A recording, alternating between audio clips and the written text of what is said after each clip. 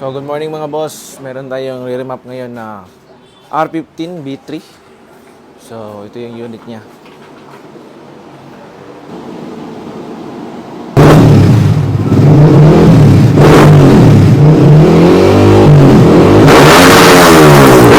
And shoutout kay sir.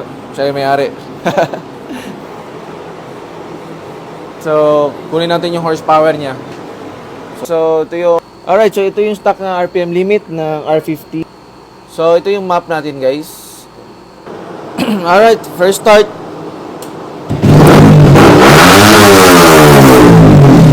Okay, stock ECU lang tayo, guys, ha? Stock ECU.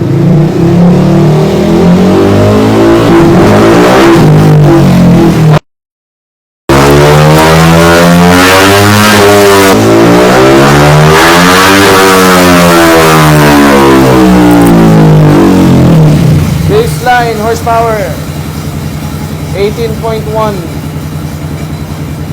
So after remap 20.1.